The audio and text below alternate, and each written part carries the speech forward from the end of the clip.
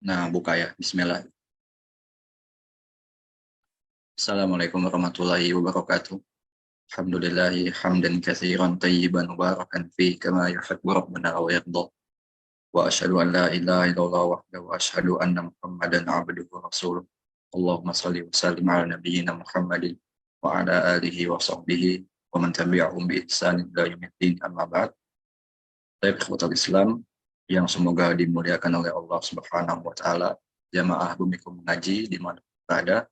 Alhamdulillah kita bisa melanjutkan pertemuan kita pada hari yang semoga diberkahi ini, melanjutkan kajian kita bersama Ustadz Faris Abu Naufal Hafizahullah Ta'ala.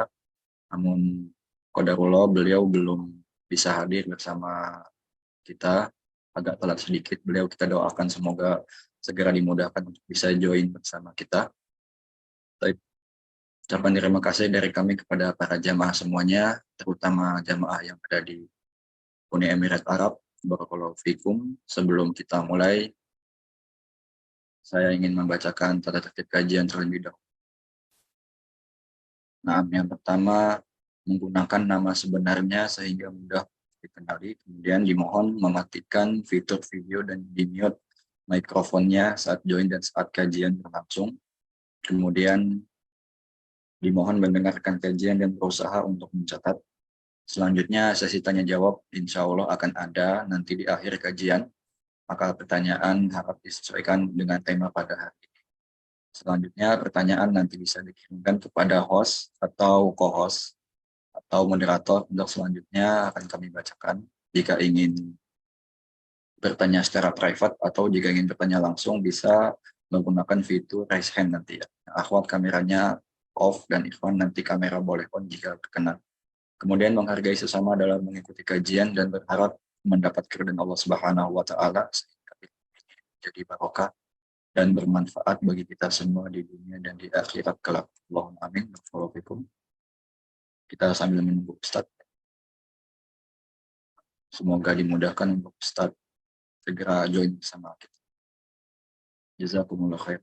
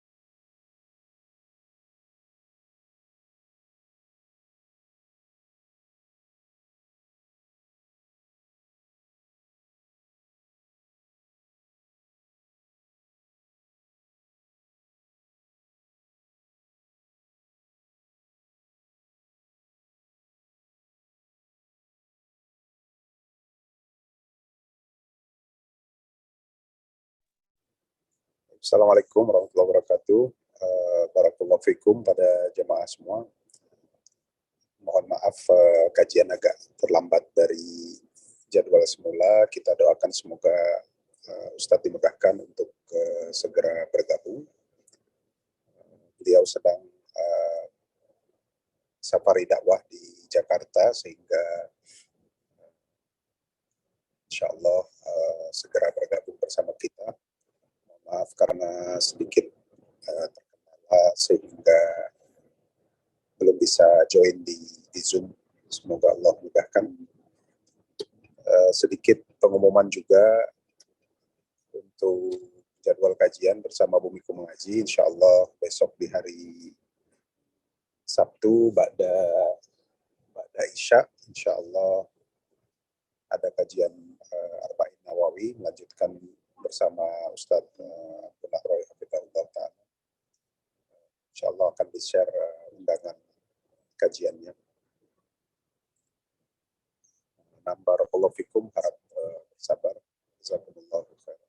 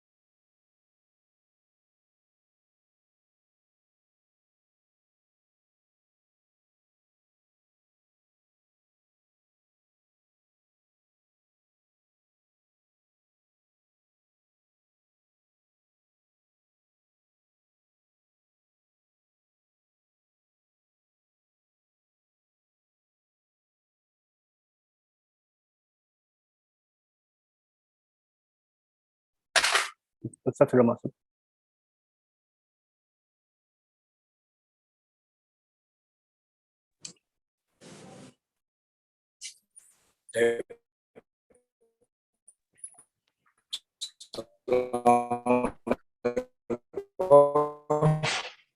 Assalamualaikum Ustaz.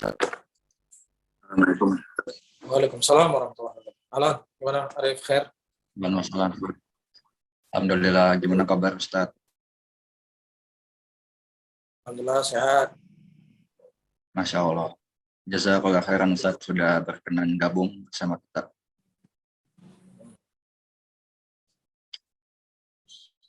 Ustaz lagi di mana Ustaz? Anda lagi di Jakarta nih? Masya Allah. Anda udah di Madinah ya? Ana masih di Madinah Ustaz. Udaranya gimana sekarang? Gimana Ustaz, Fuan? Udaranya? Oh, udah mulai dingin Ustaz kalau pagi. Udah sekitar 15 derajat. Oh, Masya Allah. Kalau pagi. Nah, udah mulai mau masuk musim dingin Ustaz. Masya Allah. Alhamdulillah. Ya Allah.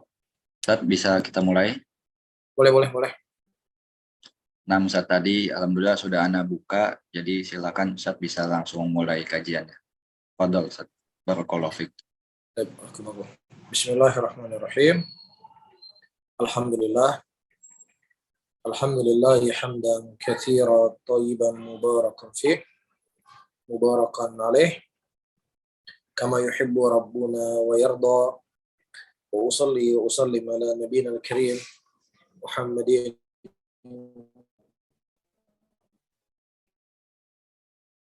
wa ala alihi wa ashabihi.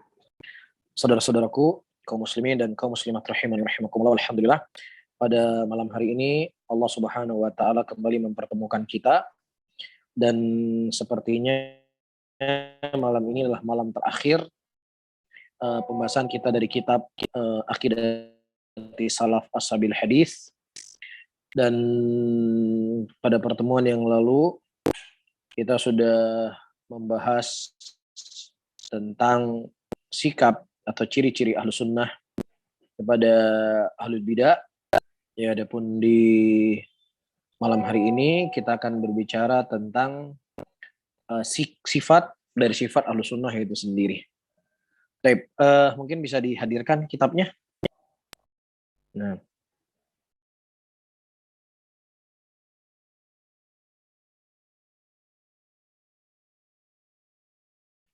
Baik.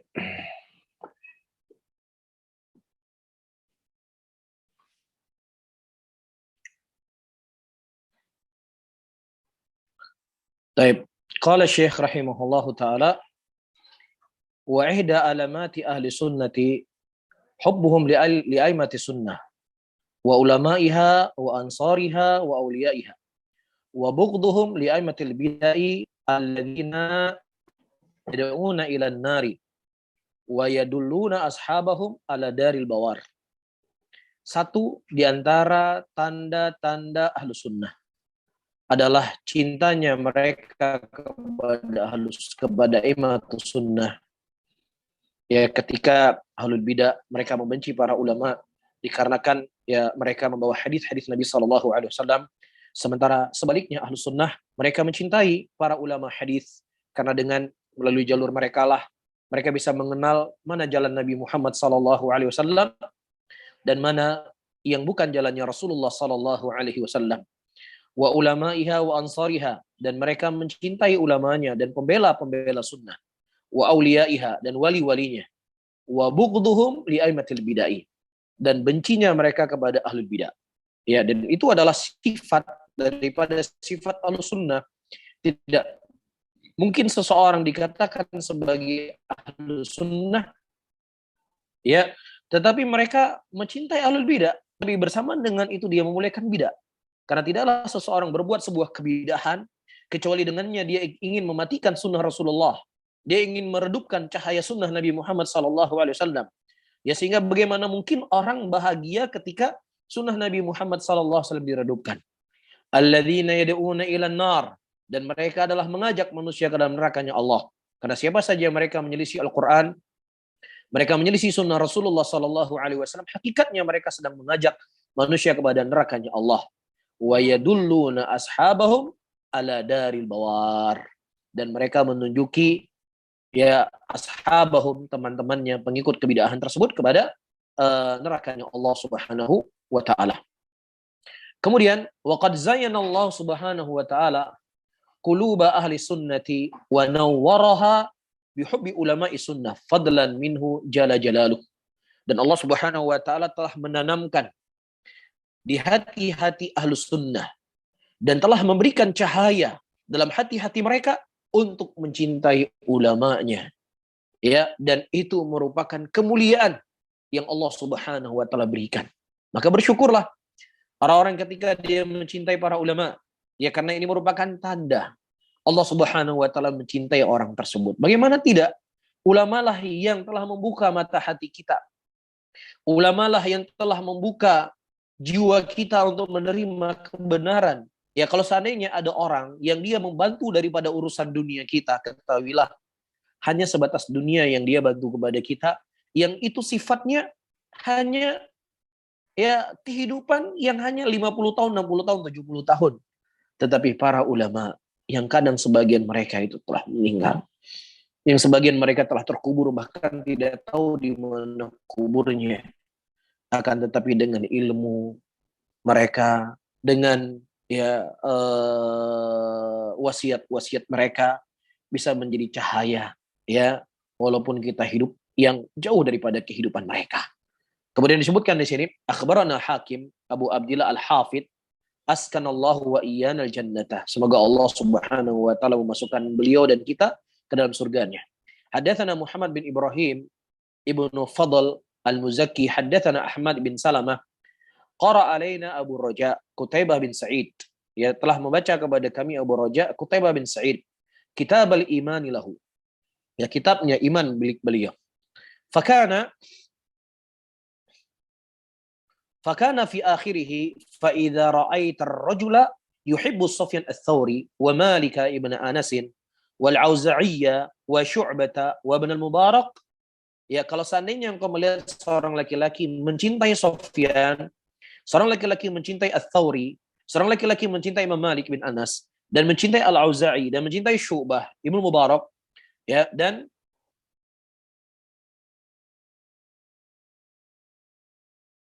terus Abu Ahwas wa Syarikan wa Waqi'an wa Yahya bin Sa'id wa Abdurrahman bin Mahdi fa'lam annahu sahibus sunnah.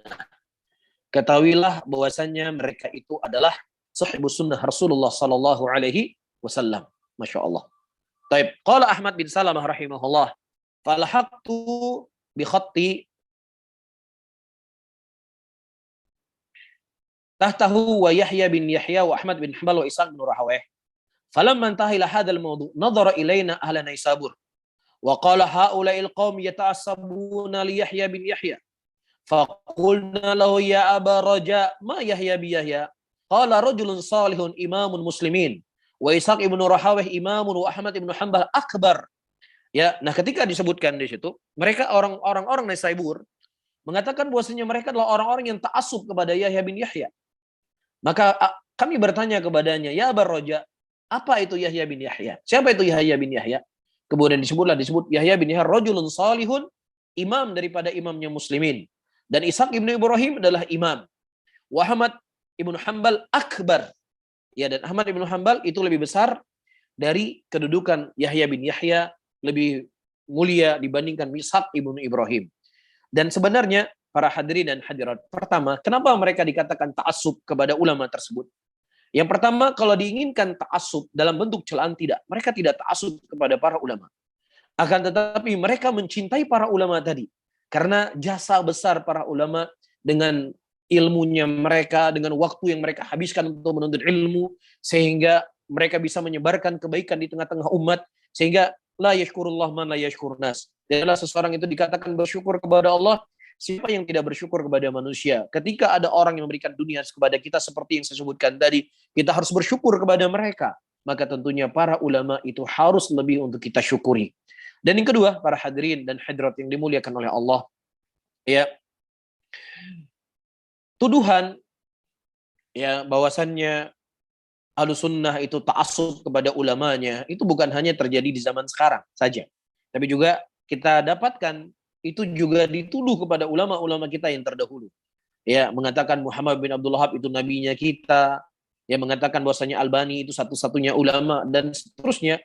Padahal kita cuma menukilkan ini ucapan Syekh Albani, kita membaca buku-buku mereka, kita membaca kitab-kitab mereka, ya, kita membaca fatwa-fatwa mereka, yang mana karena banyaknya ilmunya mereka, banyaknya tulisan mereka, banyaknya buku-buku mereka, banyaknya kitab-kitab mereka, sehingga itu diambil manfaat oleh muslimin. Dan itu tidaklah sama sekali bentuk ta'assub, tapi itu adalah menunjukkan pemuliaan kita kepada para ulama. Sebagaimana para ulama salaf, mereka datangi Imam Ahmad, mendengar hadis dari Imam Ahmad, dan kemudian mereka meriwayatkan hadis dari Imam Ahmad. Begitu juga mereka mendatangi Ishaq ibnu Ibrahim, mereka mendatangi Yahya bin Yahya, kemudian mendengar hadis dari mereka, dan kemudian juga menyebarkan hadis dari mereka. Taib. Kemudian disebutkan samaituhum kullahum. Ya, apa yang aku berikan nama mereka. Maksudnya dari nama-nama yang disebutkan dari ulama-ulama yang dicintai tadi, maka Imam Ahmad adalah ulama yang paling mulia kedudukannya. Taib, akhbaran taib wa ana alhaqtu biha ulai alladziina dzakara Qutaibah rahimahullah anna man ahabbahum fa sahibu sunnah min a'immati ahli alhadits alladziina bihum yaqtadun wa bihadihim yahtadun wa min jumlatihim wa syi'atihim anfusahum ya'uddun wa fi atba'ihim wa atharihim yajidun jama'atan akharin.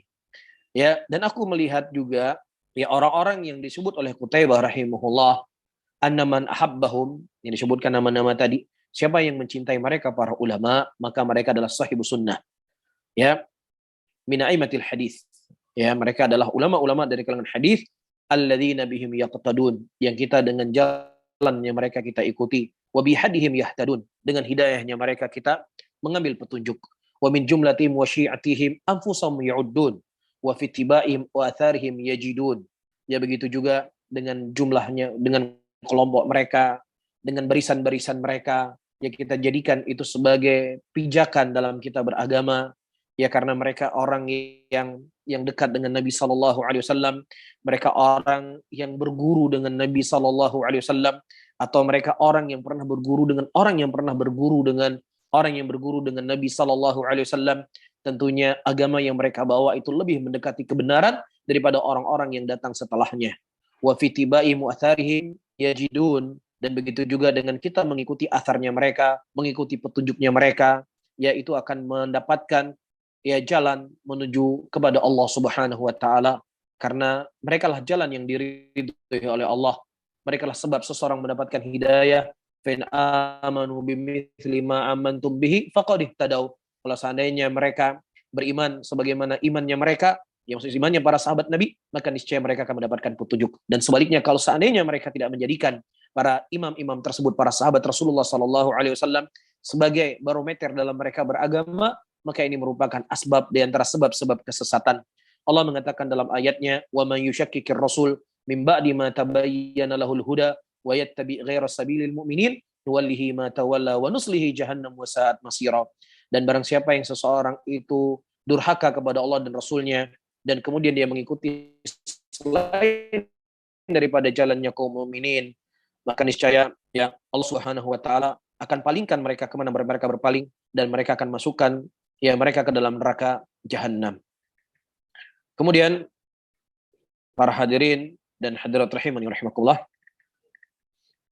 disebutkan di sini, wa minhum Muhammad bin Idris Asy-Syafi'i Al-Mutallibi Imamul Al-Muqaddam wa Sayyid Al-Mu'azzam Al-Azimul Minnah ala ahli Islam wa Sunnah Al-Muwaffaq Al-Mulaqqan Al-Mulham Al-Musaddad alladhi amila fi dinillah. Dan di antara ulama-ulama yang kita cintai adalah Muhammad bin Idris Asy-Syafi'i rahimahullahu taala, yang beliau memiliki kemuliaan-kemuliaan yang sangat banyak. Ya, di antara laqab yang dilakopi dengannya Al-Imam Syafi'i adalah pembela sunnah Rasulullah sallallahu alaihi wasallam, wa minastir lahuma wa dzab anhuma ma lam ya'malhu ahadun min ulama asrihi wa man ba'dahum.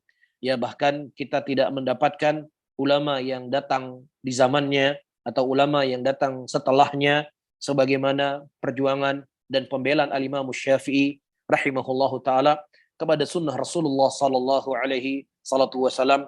Dan kalau seandainya kita melihat ucapan-ucapan Al-Imam Syafi'i akan kuatnya beliau berpegang teguh di atas sunnah, maka kita akan mendapatkan keajaiban.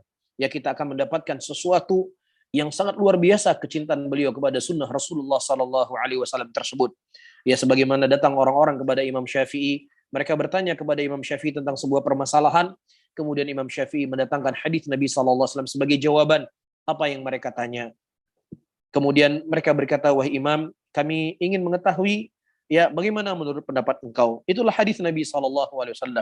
Kemudian dengan wajah yang merah, Imam Syafi'i beliau mengangkat suaranya, "Hal tarani min kanisatin aw min kanisatin kanaisin nasara, hal tarani fi bai'ah min bayatil yahud." Apakah engkau pernah melihat aku berada di gereja-gereja Nasrani? Aku berada di tempat ibadahnya orang Yahudi. Aku menyampaikan hadis Nabi SAW, sementara aku tidak mengambilnya. Subhanallah. Ya, dan tentunya orang-orang yang seperti inilah yang telah memberikan jasa yang sangat besar kepada Islam dan muslimin. Tidak hanya di zaman beliau saja, tetapi telah melewati ribuan tahun orang-orang masih mengambil manfaat dari ilmu Al-Imam Syafi'i rahimahullahu taala. Wa minhum alladziina kanu qabla Syafi'i rahimahullah ka Sa'id ibnu Jubair rahimahullahu taala. Begitu juga di antara mereka para ulama sebelum Imam Syafi'i rahimahullahu taala seperti Sa'id bin Jubair, ya seperti Az-Zuhri, seperti Sya'bi, seperti At-Taimi, ya.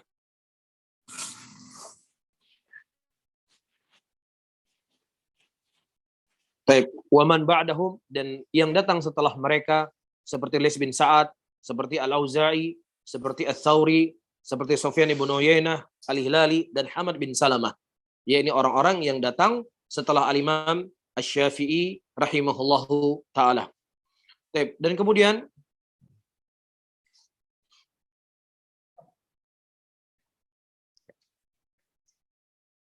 Kemudian Muhammad bin Zaid wa Yunus bin Ubaid wa Ayyub wa Ibnu On wa nudharaihim, dan yang semisal dengan mereka. Wa man ba'dahum misal Yazid bin Harun. Jadi di sini para hadirin dan hadirat, Al-Imam Syafi'i Al-Imam As-Sabuni rahimahullah menyebutkan nama-nama ulama-ulama yang hidup setelah Imam Syafi'i dan sebelum Al-Imam Syafi'i rahimahullahu taala, yang kalau kita membaca satu persatu dari sejarah kehidupan mereka, dari perjuangan mereka, maka kita akan melihat dan mendapatkan begitu besar pengorbanan mereka dalam membela agama Allah Subhanahu wa taala, dan sebaliknya kita akan mendapatkan begitu kerdilnya kita, begitu kecilnya kita, ya begitu sedikitnya kita di dalam membela agama Allah Subhanahu wa taala. Oleh karena itu, teman-teman semuanya, para hadirin dan hadirat rahimani wa rahimakumullah, ya di antara hal-hal yang kita harus menjaga, di antara hal yang harus sering kita lakukan adalah membaca sejarah kehidupan mereka. Ya, karena seseorang ketika dia hanya melihat dirinya, hanya melihat tetangganya, melihat orang yang ada di sekitarnya, dia akan merasa bahwasanya dia telah memiliki kesempurnaan. Dia merasa bahwasanya dia telah memiliki jasa yang cukup besar dalam agama. Dia merasa seakan-akan dia sudah seperti Imam Ahmad. Dia merasa dia seperti Imam Malik rahimahullahu ta'ala. Tapi ketika dia membaca buku-buku para ulama tersebut, membaca biografi mereka, dan itu sebenarnya sangat mudah bisa kita dapatkan. Telah dikumpulkan oleh para ulama, telah diterjemahkan dengan bahasa Indonesia, ya maka ya ini semuanya adalah hal-hal yang akan mengokohkan hati kita, menguatkan jiwa kita, dan akan membantu kita bisa istiqomah di jalan Allah Subhanahu wa taala. Baik. Kemudian ya, wa min ba'dihim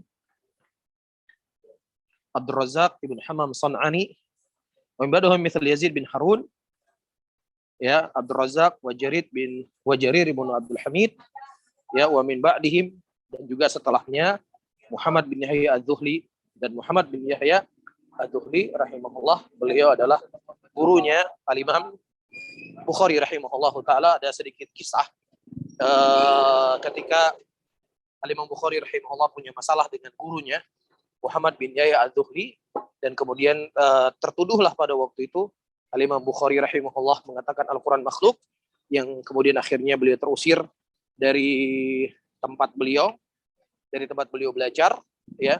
Dan kemudian Al-Imam Muslim rahimahullah, beliau mengambil kitab beliau, dan kemudian beliau pergi dan beliau meninggalkan kedua gurunya Muhammad bin Yahya Az-Zuhli, dan meninggalkan guru Al-Imam Bukhari, gurunya Imam Bukhari. Dan Imam Bukhari sendiri pada waktu itu dan Imam Bukhari sendiri, beliau ya pergi meninggalkan kampung, meninggalkan gurunya, ya, dan kemudian beliau pulang ke kampungnya, ya, yang sampai singkat cerita tidak ada orang yang mau mengambil ilmu dari Al-Imam Bukhari rahimahullah kecuali hanya segelintir manusia saja.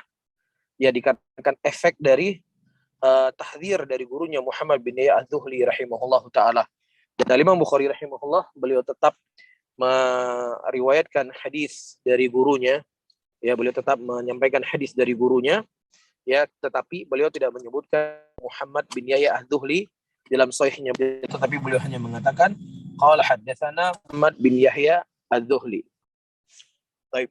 Kemudian para hadirin dan hadirat rahimani wa rahimakumullah, wa Muhammad bin Ismail Al-Bukhari wa Muslim bin Hajjaj, ya, An-Naisaburi, Al-Qushairi, wa Abu Daud As-Sijistani, wa Abu Zur'ah Ar-Razi, wa Abi Hatim, wa Ibnu Muhammad bin Muslim ibnu Warrah, wa Muhammad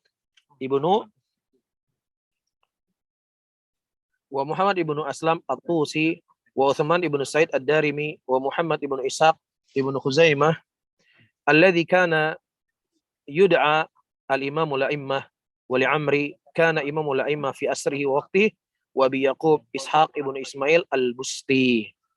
Jadi ini masih penyebutan nama-nama para ulama, dan begitu juga wa jaddi min qabl abi, juga kakek sebelum bapaknya, ya Abu Sa'id Yahya bin Mansur, wa Az-Zahid Al-Harawi, wa Adi bin Hamduwah As-Sabuni, wa Ladai Saifus Sunnah Abi Abdullah An-Sabuni wa Abi Abdurrahman As-Sabuni wa ghairihim min a'immati sunnah alladzi kanu mutamassikina biha wa nasirina laha da'in ilaiha muwallina 'alaiha. Yang selain dari beliau dari imamnya sunnah yang mana mereka berpegang teguh di atas sunnah tersebut dan mereka adalah sunnah Nabi sallallahu alaihi wasallam dan mengajak manusia kepada sunnah Rasulullah sallallahu alaihi wasallam. Kemudian kata Imam Sabuni rahimahullah, wa hadhihi jumal allati athbatuha fi hadzal juz, dan deretan nama-nama ini atau deretan pembahasan-pembahasan ini inilah yang telah saya kumpulkan di dalam kitab saya ini, mu'taqada jami'ihim lam yukhalif fiha ba'duhum ba'dha bal ajma'u 'alaiha kullaha. Bahkan akidah-akidahnya mereka para ulama tersebut yang hidup sebelum Al-Imam Syafi'i atau yang hidup di zaman Imam Syafi'i atau yang hidup setelah Al-Imam Syafi'i rahimahullah, tidaklah mereka berselisih satu dengan yang lainnya, bahkan mereka semuanya sepakat ya di dalam satu akidah yang sama. Ya sebagaimana juga disebutkan oleh para ulama yang lainnya, di antaranya Syekhul Islam Ibnu Taimiyah rahimahullah yang juga pernah kita bahas di awal kajian kita, ya yang mana mereka tinggal dari tempat-tempat yang berbeda, dari zaman yang berbeda, ya, dan mereka tidak pernah bertemu, tetapi ketika kita membaca buku mereka, kita akan mendapatkan akidah mereka adalah akidah yang sama, seakan-akan ada satu juru bicara yang menyampaikan perwakilan tentang akidah mereka. Dan tidak lain para hadirin dan hadirat, karena pegangannya mereka adalah Al-Quran dan sunnah Rasulullah SAW, dan mereka memahami Al-Quran dengan kaidah-kaidah yang diambil dari para salaf terdahulu, dari sahabat Nabi SAW. Namun kalau seandainya seseorang menjadikan pegangan agamanya adalah akalnya, menjadikan agama adalah hawa nafsunya, maka ya mereka akan selalu berselisih, dan mereka tidak akan mungkin ya bisa sampai kepada puncak kebahagiaan, yaitu bisa berkumpul dalam satu pemahaman dengan sahabat Rasulullah SAW. Makanya para ulama kita yang terdahulu dan ulama kita di zaman sekarang selalu mengajak kita sebagai umat Islam untuk kembali Al-Quran dan Sunnah sesuai dengan pemahaman para salaf yang mereka telah mendapatkan rekomendasi dan telah mendapatkan sanjungan dan pujian dari Allah Subhanahu wa Ta'ala. Kemudian para hadirin dan hadirat wasaya, setelah beliau menyebutkan nama-nama besar ulama-ulama yang hidup di zaman Imam Syafi'i atau sebelum Imam Syafi'i atau setelah Imam Syafi'i, beliau berkata, wasiat penutup beliau, qala al-ustad Imam rahimahullah, akhbar wa ana bifadlillah azza wa jalla mutabi'un li atharihim mustadhi'u bi anwarihim, ya, dan saya dengan kemuliaan Allah Subhanahu wa Ta'ala adalah mengikuti jalannya mereka, mustadhi'un bi anwarihim, dan saya mengambil penerang dengan cahaya-cahaya mereka. Dan inilah sebuah hal yang kita bangga dengannya, ya, karena kita tidak boleh bangga dengan sesuatu yang datang dari pemikiran kita, karena itu tercela dalam Al-Quran, kullu hizbin bima ladahim farihun. Setiap hizb itu merasa bangga dengan apa yang ada pada diri mereka. Tapi ketika seseorang itu merasa bangga, ya merasa bahagia dengan cahaya dari para salaf, ya mengambil petunjuk dari petunjuk mereka, maka ini sebuah keharusan yang kita harus menampakkan bahwasanya saya berjalan di atas jalannya para salaf. Sebagaimana yang beliau sebutkan di sini, mutabi'un li atharihim, ya saya mengikuti dari atharnya mereka, nasiun li ikhwani wa ashabi, ya, dan kemudian saya menasehati saudara-saudara saya dan sahabat-sahabat saya, alla yazighu an manarihim, agar mereka tidak berpaling dari ilmunya mereka, dari warisannya mereka, dari cahayanya mereka. Wala yattabi'u ghaira aqwalihim, dan jangan mengikuti selain daripada ucapan para salaf. Wala yashtaghilu bihadhil muhdatsat minal bid'ah, dan janganlah mereka menyibukkan diri mereka dengan perkara-perkara yang baru dari kebidahan, allati ishtaharat fiha, yang itu tersebar fima bainan nas, bainal muslimin, yang tersebar di antara muslimin. Subhanallah, Al-Imam As-Sabuni rahimahullahu ta'ala hidup pada tahun 300 Hijriyah, tetapi beliau mengingatkan akan bahayanya bid'ah dan banyaknya bid'ah pada waktu itu. Dan beliau memberikan isyarat untuk selamat daripada bid'ah adalah mengikuti jalan para salaf. Sebagaimana yang telah diwasiatkan oleh Nabi SAW, فَإِنَّهُ مَنْ يَعِشْ مِنْكُمْ فَسَيَرَى اخْتِلَافًا كَثِيرًا فَعَلَيْكُمْ بِسُنَّتِي وَسُنَّةِ الْخُلَفَاءِ الرَّاشِدِينَ الْمَهْدِيِّينَ. Sesungguhnya kalian akan melihat perselisihan yang sangat banyak setelah meninggalnya aku, maka hendaknya kalian berpegang teguh di atas sunnahku dan sunnahnya para khulafa ar-rasyidin, dan gigitlah dengan gigi geraham kalian. Subhanallah. Ya, ini adalah sebuah perkara yang semakin menambah keyakinan dalam hati-hati kita dan hadirat akan mulianya manhaj salaf dan jalan keselamatan bagi kita semuanya di tengah banyaknya kesesatan, yang tentunya kesesatan di zaman sekarang lebih dahsyat dan lebih mengerikan karena semakin jauh daripada zaman kenabian, ya semakin jauh dari zaman kerasulan, semakin sedikit para ulama, semakin banyak para khutbah, semakin banyak para juhala, sehingga akan semakin tersebar kebidahan-kebidahan tersebut. Kemudian lau jarat wahidatan minha ala lisanin wahidin fi asri ulaika al-a'immah lahajaruhu wa wadda'uhu lakadzabuhu wa asabu bikulli su'in wa makruhin. Nah, kalau seandainya ada satu bid'ah yang muncul, yang keluar dari lisan ya di zaman mereka, maka kita akan mendapatkan para imam tersebut, kita akan mendapatkan para ulama tersebut akan menghajar mereka, akan membid'ahkan mereka, akan mendustai mereka, dan akan memberikan kepada mereka hal-hal dari segala bentuk kejelekan. Ya, dalam arti kata kejelekan di sini kejelekan dalam koridor syariah, dengan membantah mereka, ya menerangkan kebatilan ahlul bidah, yang menyampaikan kepada umat akan bahayanya kebidahan dan lain sebagainya. Yang mana para ulama terdahulu mereka tidak akan diam dengan bid'ah, karena mereka sadar bid'ah ini adalah sesuatu perkara yang bisa menghancurkan umat, ya karena menyelisihi apa yang datang dari Nabi Muhammad sallallahu alaihi wasallam.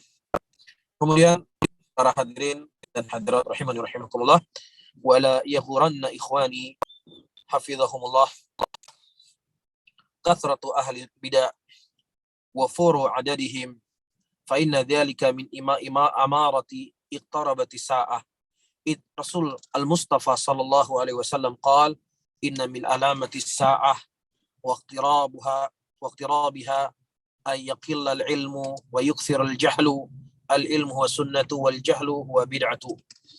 Maka wahai saudaraku yang semoga Allah menjaga kalian semuanya, jangan sampai kalian tertipu dengan banyaknya ahlul bidah, ya, dan banyaknya jumlah mereka, tersebarnya mereka. Maka itu merupakan dari tanda-tanda terjadi dekatnya kiamat, di mana Nabi kita Muhammad sallallahu alaihi wasallam telah berkata, inna min alamati sa'ah, dari tanda-tanda kiamat dan tanda-tanda dekatnya kiamat akan sedikitnya ilmu dan akan banyaknya kejahilan, dan ilmu adalah sunnah dan jahil adalah kebidahan. Nah, seperti yang saya sebutkan tadi, kalau seandainya mereka hidup di zaman yang banyak ulamanya, ya di zaman yang dekat dengan zaman kenabian, tetapi mereka ya begitu semangat mengingatkan manusia dari kebidahan, maka tentunya kita yang hidup dari jauh daripada zaman kenabian, maka tentunya kita harus lebih semangat lagi menjaga akidah kita, menjaga ya jalan yang telah Allah Subhanahu wa taala berikan kepada kita, dengan mengingkari kebidahan-kebidahan, mengingkari ahlul bidah. Walaupun itu semuanya bukanlah semua orang yang mengingkarinya, tapi alhamdulillah kita banyak ulama-ulama, ya kita banyak ustadz-ustadz, guru-guru yang mereka ya semangat dalam menyebarkan kebaikan, membaca buku-buku para ulama. Minimal kalaupun seandainya kita tidak bisa mengingkari, ya setidaknya itu adalah pelajaran untuk kita sendiri agar menjauhi dari kebidahan dan bahayanya seseorang ketika sudah terjerumus ke dalam kebidahan itu sendiri. Kemudian kata beliau, wa man tamassaka bi sunnati Rasulillah sallallahu alaihi wasallam wa amila biha wastaqama 'alaiha wada'aha ilaiha kana ajruhu awfar wa akthar min ajri man jara ala hadil jumlah fi awalil Islam wal millah. Ya, barang siapa yang seseorang berpegang teguh di atas sunnah Rasulullah dan kemudian dia beramal dengan sunnah tersebut, dan kemudian dia istiqomah di jalan sunnah tadi, dan dia mengajak manusia kepada sunnah tadi, maka dia akan mendapatkan pahala yang pahalanya itu akan lebih banyak, pahalanya itu akan lebih aufar, ya lebih mencakup ya dari apa yang diberikan kepada orang-orang yang terdahulu seperti Imam Syafi'i, Imam Malik, Imam Ahmad dan seterusnya. Ya, Ar-Rasul sallallahu alaihi wasallam, karena Nabi sallallahu alaihi wasallam mengatakan lahu ajru khamsin, dan baginya ada 50 pahala, qila khamsinan minhum, jadi katakan 50 dari mereka, qala bal minkum, bahkan dari kalian, maksudnya dari sahabatnya Rasulullah. Ya, dari sisi pahala kita mendapatkan 50 sahabat Nabi sallallahu alaihi wasallam, sisi pahala. Tidak dari sisi kemuliaan, karena kemuliaan itu tidak bisa mengalahkan kemuliaannya mereka. Di sisi pahala kita bisa mendapatkan pahala yang banyak karena kita jauh dari zaman kenabian, tapi kita mencintai Nabi. Kita jauh dari zaman kenabian, tapi kita telah sabar untuk berpegang teguh di atas sunnah Rasulullah. Sabar untuk mengingkari kebidahan. Sabar dari ujian dan cobaan, celaan, cacian, intimidasi dari ahlul bidah dan yang semisalnya. Ya, maka itu semuanya akan mendapatkan pahala. Innama qala sallallahu alaihi wasallam liman ya'mal bi sunnati ida fasadi ummatihi, dan itu semuanya didapatkan oleh orang-orang yang mereka mengamalkan sunnah ketika rusaknya umat ini. Dari Ibnu Syihab Az-Zuhri yaqul ta'limu sunnah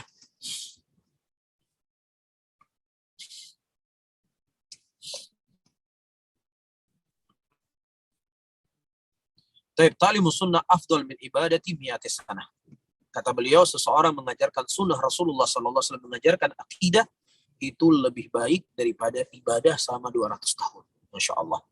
Kana Abu Muawiyah ad-Darir yuhadithu Harun ar-Rashid.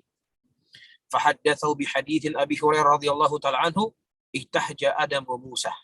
Ya, di sana Harun ar-Rashid, beliau membawa hadis dari Abu Hurairah radhiyallahu ta'ala anhu, di mana ya terjadi diskusi antara Nabi Adam dengan Nabi Musa. Apa diskusinya? Kita baca. Qala Isa bin Ja'far, kaifa hadha wa baina Adam wa Musa ma bainahuma? Qala fawathaba bi Harun. Qala yuhaddithuka an Rasulillah sallallahu alaihi wasallam wa ta'arradu bi kaifa. Qala fama zala yaqul hatta sakata anhu. Jadi para hadirin, ketika Nabi Adam alaihissalam bertemu dengan Nabi Musa menghujahi Nabi Adam. Kalau kamu tidak makan buah yang ada dalam surga, maka kita tidak akan berada di dunia ini. Baik, kemudian Nabi Musa alaihissalam, Nabi Adam berkata, ini merupakan sudah takdir dari Allah Subhanahu wa taala. Baik, ini kurang lebih isi hadisnya secara ringkas. Nah, kemudian ketika beliau menyampaikan hadis ini, ditanya oleh orang, nah bagaimana mungkin bertemu antara Adam dengan Musa? Sementara mereka nggak pernah sejaman, mereka nggak pernah hidup bersama. Bagaimana mereka bisa berdialog? Kemudian Harun ar-Rashid, ya beliau beliau marah, ya beliau ya emosi dalam kondisi baik, konteks baik, ketika ada orang ingin menolak hadis Nabi SAW dengan akal dan logikanya. Yuhaddithuka an Rasulillah SAW. Disampaikan hadis dari Nabi SAW kepadamu, dan engkau mengatakan kaifa, bagaimana ini. Qala famazala yaqul, terus beliau mengatakan yuhaddithuka an Rasulillah hatta sakata anhu, sampai beliau diam. Diulang berkali-kali. Inilah sebagai bentuk memuliakan sunnah Rasulullah dan membenci segala hal yang menyelisih dari sunnah Nabi sallallahu alaihi wasallam. Jadi tanda-tanda dari seorang ahli sunnah. Wa hakadha yanbaghi lil mar'i ayyu'azzam akhbari Rasulillah sallallahu alaihi wasallam wa yuqabilaha bil qabul wa taslim wa tasdiq wa yanqara ashadul inkar ala man yaslaq fiha ghairu hada tariq alladhi salaku Harun ar-Rashid rahimahullah ma'a min man ya'tarada ala al-khair ala al-khabar as-sahih alladhi sami'ahu ya bi kaifa ala tariq al-inkar wal istibad lahu wa lam yatalaqahu bil qabul kama yajib ay yatalaqqa jami' ma yaridu min Rasulillah sallallahu alaihi wasallam. Kata Imam Sabuni rahimahullahu taala, nah hakadha yanbaghi lil mar', inilah yang pantas dilakukan oleh seorang hamba untuk memuliakan khabar dari Nabi sallallahu alaihi wasallam, dengan dia menerima, dengan dia tunduk dan membenarkan apa yang datang dari Nabi sallallahu alaihi wasallam, dan bersamaan dengan itu dia harus mengingkari dengan pengingkaran yang keras kepada orang yang mereka berjalan selain daripada jalan yang lurus, ya sebagaimana jalan yang telah dilakukan oleh Harun ar-Rashid rahimahullahu taala dengan orang yang dia menolak hadis Nabi sallallahu alaihi wasallam, hadis yang sahih yang dia dengar, dengan kaifa, bagaimana mungkin, ini kan masuk akal, dan seterusnya. Taib ala tariq al-inkar al-istibat lahu, dengan cara mengingkarinya dan menjauhinya, ya walam yatalaqqa bil qabul, yang mana dia tidak menerima dengan penerimaan, kama yajib ayatalaqqa, sebagaimana seharusnya dia menerima seluruh apa yang datang dari Nabi sallallahu alaihi wasallam. Ja'alana Allah subhanahu wa ta'ala minal ladzina yastami'una al-qawla fayattabi'una ahsanah wa yatamassakuna fi dunyahum maddatan mahyahum bil kitabi wa sunnati wa janibana al-ahwa al-mudillah wal ara' al-mudmahalah wal aswa' al-mudillah fadlan minhu wa minnah. Ya ja'alana Allahu, dan kita berdoa agar Allah menjadikan kita dari orang-orang yang mendengar ucapan yang baik, kemudian kita mengikuti dengan cara yang baik, dan kemudian kita berpegang fi dunyahum, ya kita berpegang dengan dunianya mereka, mudah mahyahum, ya dari batas hidupnya mereka dengan Alkitab dan sunnah Rasulullah Sallallahu Alaihi Wasallam, dan semoga wajana benar, dan semoga Allah menjauhkan kita dari hawa, ya yang menyesatkan, dan pemikiran-pemikiran yang menyimpang, ya dan hal-hal yang jelek, dan itu semuanya adalah kemuliaan dan anugerah yang diberikan oleh Allah Subhanahu wa taala, bukan karena kekuatan kita, bukan karena kecerdasan kita, bukan karena kepintaran kita semuanya, tapi itu adalah kemuliaan yang diberikan oleh Nabi sallallahu alaihi wasallam kepada siapa yang dikehendaki oleh Allah Subhanahu wa taala. Wa akhiruhu wa sallallahu ala sayyidina Muhammadin wa ala alihi wa sahbihi wasallam.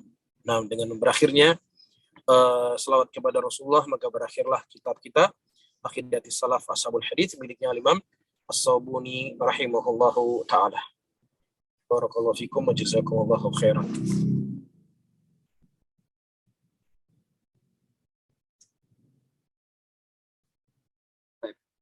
Barakallahu fikum wa jazakallahu khairan kepada Ustaz yang telah menyampaikan ilmunya kepada kita semua, semoga bisa bermanfaat semua. Tapi ikhwatal Islam, para saudaraku seakidah dan seagama yang semoga dimuliakan oleh Allah Subhanahu wa taala, kita selanjutnya masuk ke sesi tanya jawab. Punya waktu beberapa menit untuk tanya jawab kepada Ustaz. Sebelum kami bacakan pertanyaan via chat, kami ingin mempersilakan pada jamaah yang ingin tanya langsung. Sudah ada Ummu Amar yang angkat tangan. Silakan kepada Ummu Amar untuk tanya langsung pada Ustaz.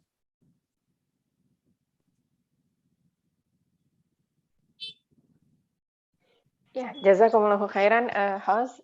Jazakumullahu khairan Ustadz atas rangkaian materi-materi yang telah Ustadz berikan kepada kami dari sejak awal sampai yang terakhir hari ini. Alhamdulillah, semoga Allah Subhanahu wa taala memberikan keberkahan dan pahala jariah buat Ustadz dan bagi para jamaah yang mengamalkannya. Ustadz, pertanyaannya yang pertama adalah, Assalamualaikum warahmatullahi wabarakatuh. Ustadz, bagaimana pandangannya kepada seorang muslimah yang akan dikhitbah, tetapi dia menginginkan setelah menikah masih diperbolehkan kuliah? Apakah itu diperbolehkan? Dan apakah syarat-syarat syar'i yang harus dipersiapkan? Jazakumullahu khairan, Ustaz. Para hadirin dan hadirat rahimani wa rahimakumullah. Dalam pernikahan itu ada yang syartun nikah, ada yang namanya syartu fin nikah. Syarat nikah adalah syarat yang itu datang dari Allah Subhanahu wa taala. Ya, misalnya adanya wali, adanya mahar, adanya izin, itu adalah syarat yang tidak boleh seseorang bergeser darinya. Ya, karena itu ketetapan yang telah ditetapkan oleh Allah dalam syariatnya. Namun, ada di sana syaratun fin nikah. Syaratun fin nikah adalah syarat yang dipersyaratkan di antara dua pembelai laki-laki dan perempuan yang ingin menikah, yang dia membuat syarat selama syarat itu tidak bertentangan dengan Al-Quran dan Sunnah Rasulullah Sallallahu Alaihi Wasallam, maka itu adalah hal yang dibolehkan. Al-Muslim bisyurutihim, kata Nabi. Seorang Muslim itu sesuai dengan syarat-syarat di antara mereka. Ya, misalnya dia mempersyaratkan kalau seandainya saya menikah nanti, ya saya tidak mau keluar dari rumah ibu saya karena ibu saya tidak ada yang menjaganya, ibu saya sudah tua dan yang semisalnya. Ya, maka ya dalam kondisi seperti ini tidak ada masalah ya untuk dia mempersyaratkannya selama syarat itu tidak menyelisih dari Al-Quran dan Sunnah. Begitu juga misalnya dia mau kuliah dan lain sebagainya, yaitu bukan syarat-syarat yang terlarang, tapi yang terlarang misalnya seorang wanita, kalau seandainya saya nanti menikah dengan kamu, maka saya nanti boleh untuk berhubungan dengan laki-laki lain, saya bebas untuk berhubungan dengan siapa saja. Maka ini adalah syarat yang haram dan tidak boleh untuk dilakukan syarat tersebut. Tapi ketika syarat tersebut tidak bertentangan dengan Al-Quran dan Sunnah, maka bagaimana yang telah disepakati di antara keduanya. Atau misalnya seorang perempuan mengatakan saya siap menjadi istri kamu, ya dengan syarat saya tidak mau dipoligami. Nah, kalau seandainya si laki-laki tadi sudah mengiyakan untuk tidak berpoligami, maka dia harus menjalankan syarat tersebut. Dan dia tidak boleh mengingkarinya. Wallahu a'lam bishawab. Iya, Ustadz. Pertanyaan selanjutnya, Ustadz. Assalamualaikum warahmatullahi wabarakatuh. Ustadz, menurut As-Sunnah, bagaimana pandangannya kepada para pengurus zakat, infak, dan sedekah yang dapat mengambil fee atau prosentase dari yang dihasilkan. Dan ini kaitannya bukan di organisasi formal, Ustadz. Apakah itu diperbolehkan? Jazakumullahu khairan. Wayak, barakallahu fiik. Pembahasan dibahas oleh para ulama tentang amil zakah, ya. Amil zakah yang mereka punya hak untuk mengambil bagian dari zakat adalah amil zakat yang dipilih oleh pemerintah. Ya, adapun amil orang yang membagi zakat dititip secara pribadi kepada orang lain, maka dia tidak termasuk dari amil zakat.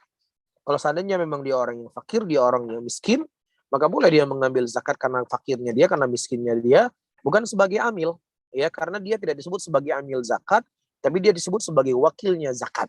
Tetapi ya dia boleh misalnya meminta kepada orang yang punya zakat, ini saya membagi zakat kamu, saya harus ke sana, saya harus kemari, saya harus mendata dan lain sebagainya, ya, maka berikanlah kepada saya ujroh, saya berikan supaya upah untuk membagi zakat ini, ya, tidak ada masalah.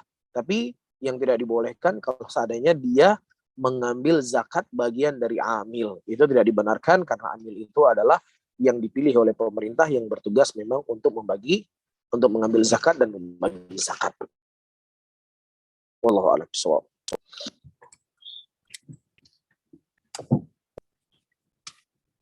Baik, barakallahu fikum wa ahsanallahu ilaik, Ustaz. Terima kasih atas jawabannya.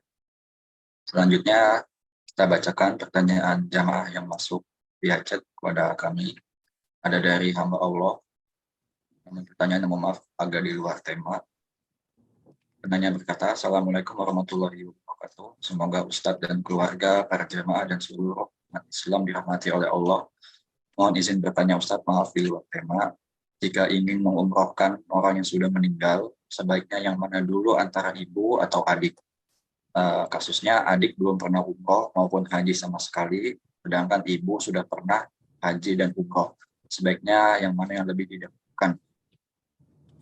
Adik sudah meninggal juga? Dua-duanya sudah meninggal.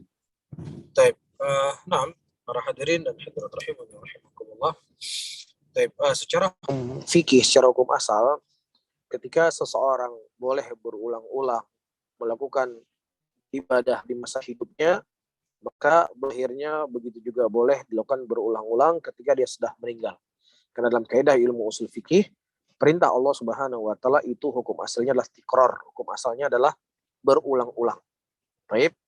Nah, sekarang mana yang lebih dikedepankan, ibunya ataukah adiknya? Kalau seandainya dia bisa mengumpulkan sekalian antara ibu dan adiknya, maka tidak ada masalah, itu lebih baik karena membadalkan umrah bukan sesuatu yang berat, bukan sesuatu yang sulit. Tapi kalau seandainya memang dia tidak mampu untuk melakukan kecuali satu orang, maka tidak ada masalah untuk dia berbuat baik kepada adiknya karena adiknya belum pernah berangkat umroh. Nah, wallahu a'lam bishawab. Nah, lanjutan pertanyaan tadi, anak belakangkan. Selain itu, jika hari ini umroh, lalu keesokan harinya umroh lagi. Untuk yang laki-laki jika ingin tahalul itu seperti apa caranya Ustaz? Apakah dari umroh yang pertama langsung dicukur habis atau disisakan untuk tahalul di umroh berikutnya? Syukran, jazakallahu khairan Ustaz. Ya, permasalahan melakukan umroh berulang-ulang dalam sekali perjalanan safar, inilah hal yang diperselisihkan oleh para ulama. Sebagian para ulama mereka mengatakan tidak boleh. Di antara dalil yang mereka gunakan, Nabi kita SAW, beliau datang ke kota Mekah pada waktu itu sekitar tanggal 3 Dzulhijjah. Dan beliau ada tersisa waktu sampai tanggal 8, 5 hari. Dan tidak ternukilkan dari beliau mengulangi umroh pada waktu itu berulang-ulang dalam perjalanan tersebut. Ya, sehingga dengan dalil ini sebagian para ulama mengatakan ya tidak dianjurkan untuk mengulangi umroh dalam satu perjalanan safar. Namun sebagian para ulama yang lain mereka berdalilkan dengan keumuman hadis Nabi SAW, tabi'u bainal haji wal umrah, ya ikutilah ibadah kalian haji dan umrah. Maksudnya sering-seringlah kalian melaksanakan ibadah haji dan umrah. Dan juga ternukilkan dari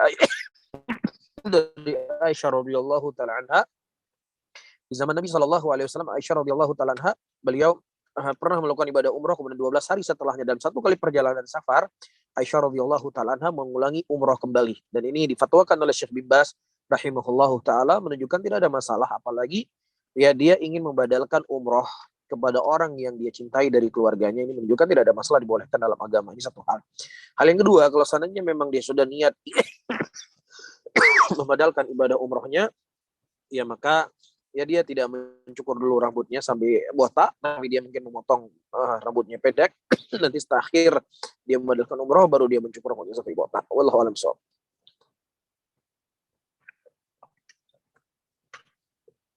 Baik, Ustaz, jazakallahu khairan wa ahsanallahu ilaik. Terima kasih atas jawabannya. Ada satu pertanyaan lagi yang masuk via chat dari hamba Allah. Penanya berkata, Assalamualaikum Ustaz, semoga Allah melindungi dan menjaga Ustaz.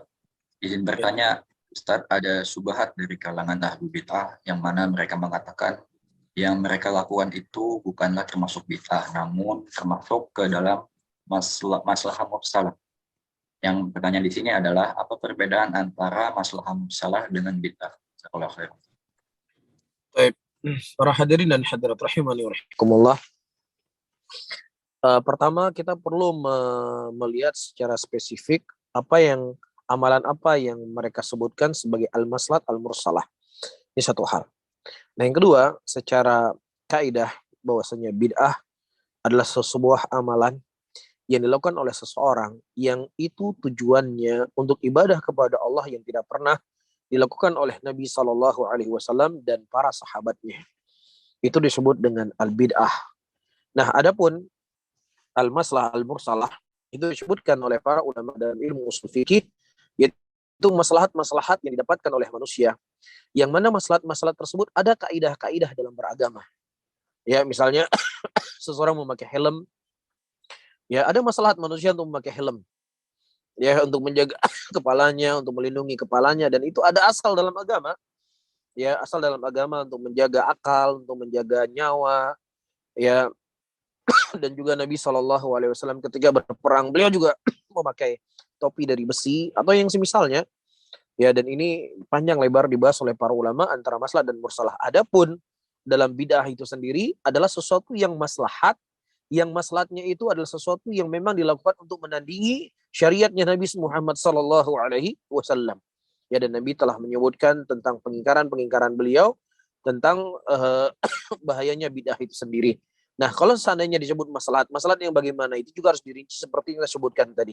Nah, ketika ada sebagian orang-orang yang mereka berzikir berjamaah di zamannya Abdullah bin Mas'ud radhiyallahu taala anhu, sabiqumiyah subhanallah kabirumiyah Allahu akbar. Nah, kalau kita berbicara ada maslahat di sini, masalahnya adalah untuk memberikan kesemangatan orang lain untuk berzikir bersama-sama. Ya, dan juga semakin banyak orang yang berzikir, semakin lari syaitan darinya dan seterusnya. Ini ada maslahat, ya kan? Tetapi maslahat ini yang mereka bangun justru diingkari oleh Abdullah bin Mas'ud radhiyallahu taala anhu, sampai Abdullah bin Mas'ud berkata, wahai umat Muhammad, begitu cepat kalian jauh dari sunnahnya Rasulullah sallallahu alaihi wasallam. Ya, beliau belum rusak, pakaian beliau belum hancur, dan sahabat-sahabat beliau masih tersebar di mana-mana, tapi kalian telah berbuat perkara yang tidak pernah dicontohkan oleh Nabi sallallahu alaihi wasallam. Dan kemudian mereka berkata, wahai Abu Abdurrahman, kami tidak menginginkan kecuali kebaikan.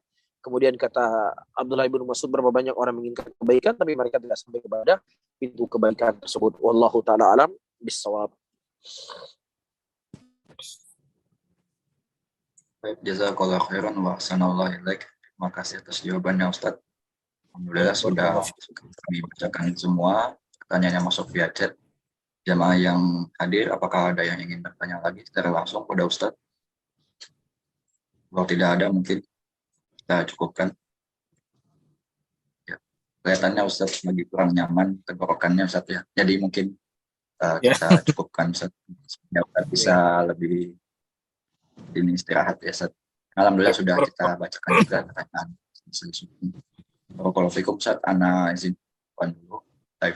Alhamdulillah jemaah telah kita dengarkan, telah kita simak penyampaian dari Ustadz, ilmu dari Ustadz, semoga bisa kita pahami dengan baik, semoga bisa bermanfaat untuk kita semuanya, dan semoga kita doakan bisa menjadi amal jariah Ustadz di akhirat kelak. Kami mohon maaf jika ada kesalahan perkataan maupun sikap, dan ucapan terima kasih kepada kami dari kami kepada jamaah yang telah hadir semuanya, jamaah mengaji dimanapun berada, terutama jamaah yang ada di Emirates.